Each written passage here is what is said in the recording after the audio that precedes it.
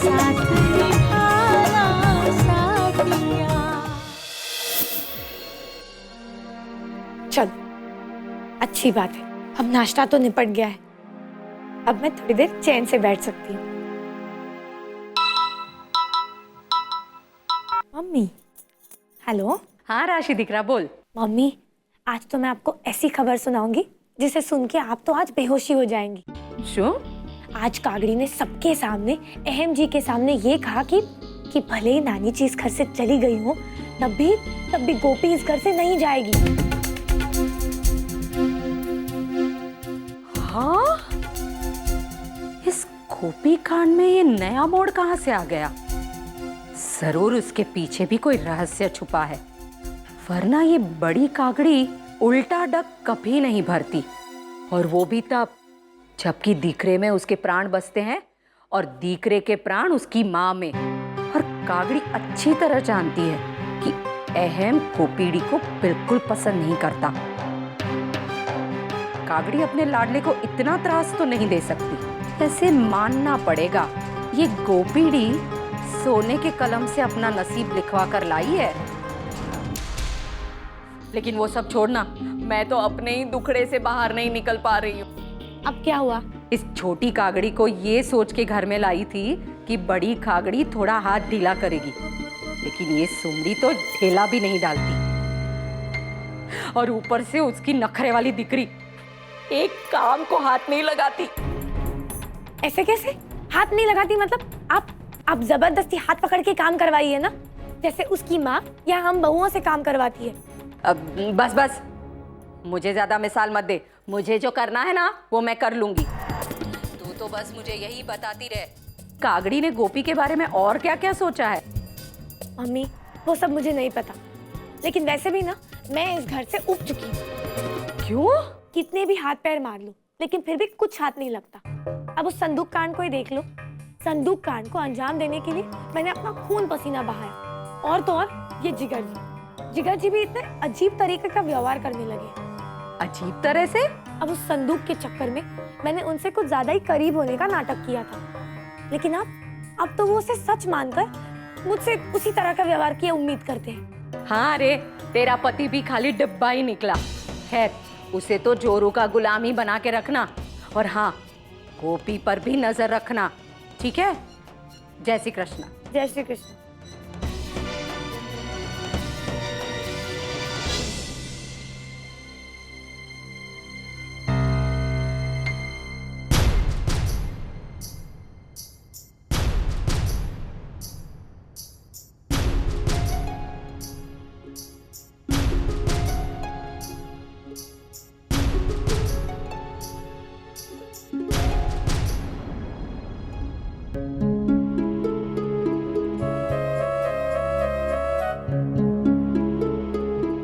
मेरी तरफ देखो राशि, मुझसे बात करो।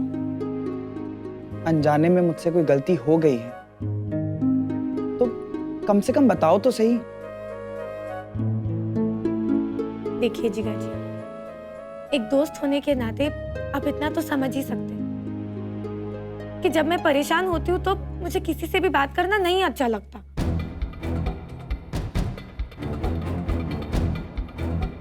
ठीक है, आज के बाद मैं तुमसे कुछ नहीं पूछूंगा जब तक मेरे पास तुम कुछ कहने नहीं आओगी। प्रॉमिस। जिगर,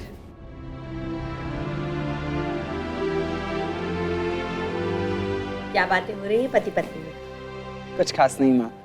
जिगर, तुम्हारा टिफिन तैयार करके रखा है, जाते वक्त लेना मत भूलना। जी। वो मैं तुम्हें बताना भूल गई, कल 21 अप्रैल है, याद है ना? माँ, आप उन्हें तो जानती ही हैं ना।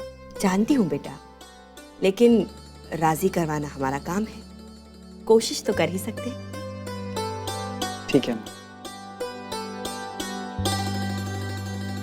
अब ये 21 अप्रैल का क्या चक्कर है?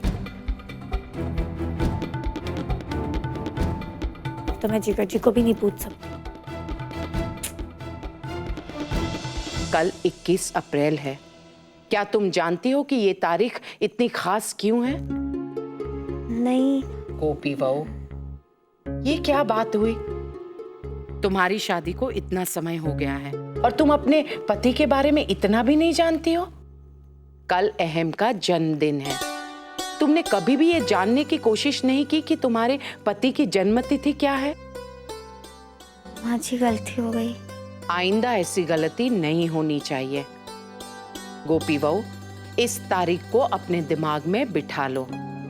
दूसरी बात, शादी के बाद अहम का ये पहला जन्मदिन है, तो एक पत्नी होने के नाते इस मौके को अपने पति के लिए तुम कितना विशेष और सुंदर बनाती हो, ये तुम्हारी जिम्मेदारी है। माँ जी, मैं अहम जी के जन्मदिन की तैयारी बहुत अच्छे से करूंगी। बहुत सरस, लेकिन जो भी करो सोच समझ कर करना, क्योंकि अहम को अपना जन्मदिन मनाने में कोई खास दिलचस्पी नहीं है।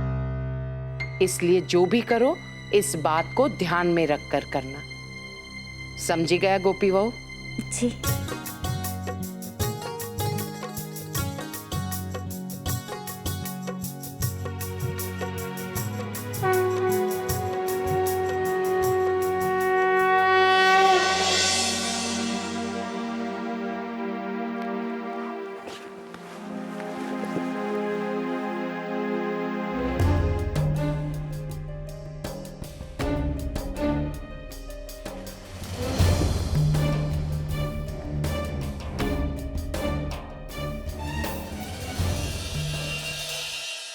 आप कहीं जा रहे हैं? अहम जी। क्या एम जी? हाँ, मैं जा रहा हूं, लेकिन घर छोड़कर नहीं, समझी? इसलिए ज्यादा परेशान होने की कोई जरूरत नहीं है। देखिए, मैं जानती हूँ कि आप मेरी वजह से परेशान हैं। मुझे माफ कर दीजिए। हाँ, परेशान तो मैं तुम्हारी वजह से ही हूं, इसलिए अपना सामान लेके गेस्ट रूम में जा रहा हूं।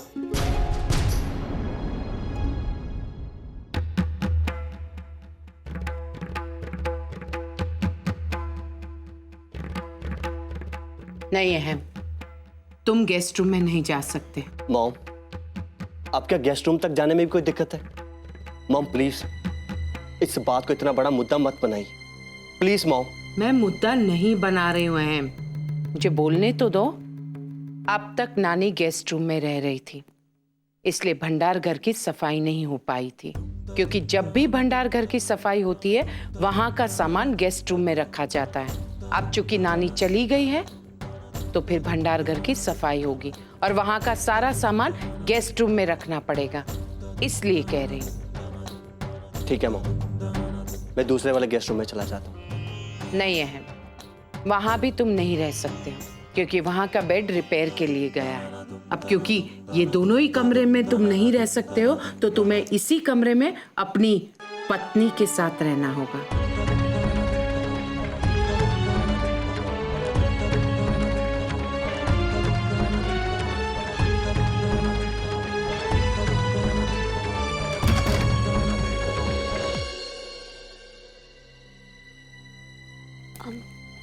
वो चाय मैंने नहीं, माँ जी ने कहा।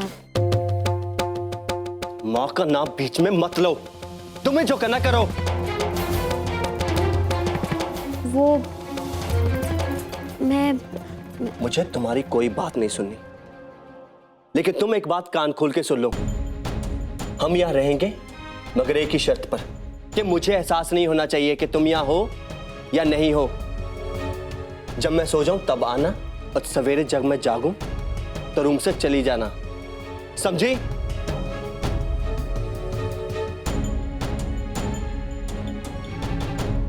चाय